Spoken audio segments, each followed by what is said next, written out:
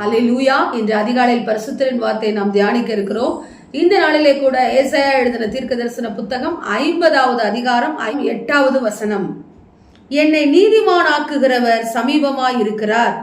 என்னை நீதிமானாக்குகிறவர் சமீபமாய் இருக்கிறார். நம்மை நீதிமானாக்குகிற தேவனாகிய கர்த்தர் நமக்கு சமீபமாய் இருக்கிறார். தேவ ஜனமே, இதோ என்னை நீதிமானாக்குகிறவர் எனக்கு சமீபமாய் இருக்கிறார் என்று சொல்லி வசனம் சொல்லுகிறது. நம்மை நீதிமானாக்குகிறவர் நம்முடைய தேவனாகிய கர்த்தாவே.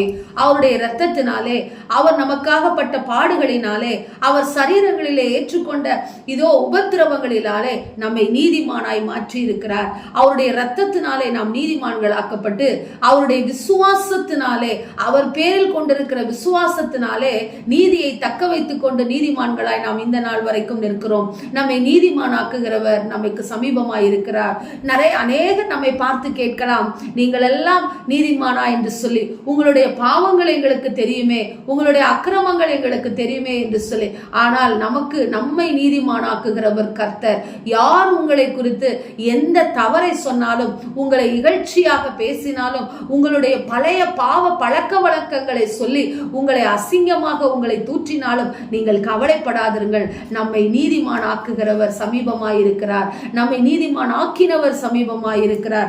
வசனம் சொல்லுகிறது, நம்மை நீதிமான் ஆக்குகிறவர் சமீபமாயிருக்கிறார். அவருடைய இரத்தத்தினாலே நாம் நீதிமான்கள் ஆக்கப்பட்டிருக்கிறோம்.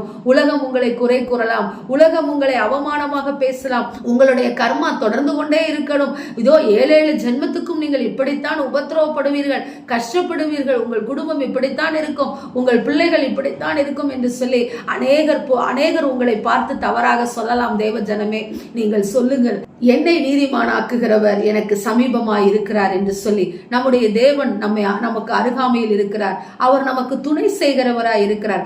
ஆபத்து வேளையிலே மாத்திரம் அல்ல, நம்மை அநேகர் இதோ அவதூறாய் பேசும் பொழுதும், நாம் துன்பத்திலே தள்ளப்பட்ட பொழுதும் அவர் நமக்கு நீதிமானாய் இருந்து அவர் நம்மை நீதிமானாய் ஆக்கி நம்மை ஆசீர்வதிக்கிறார். உலகம் உங்களை பாவி, உலகம் உங்களை துன்மார்க்கன், உலகம் உங்களை அக்கிரமக்காரன் என்று சொல்லும் பொழுது நீங்கள் கவலைப்படாதிருங்கள். மாறாக நீங்கள் நீதிமான்கள் என்று சொல்லி கர்த்தர் உங்களை ஆசீர்வதிக்கிறார்.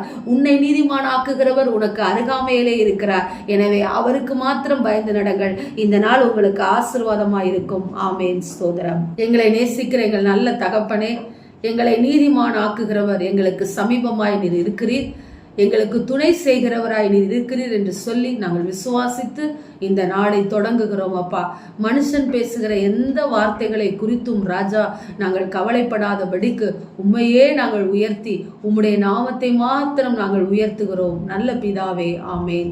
Praise the Lord. ஹல்லேலூயா.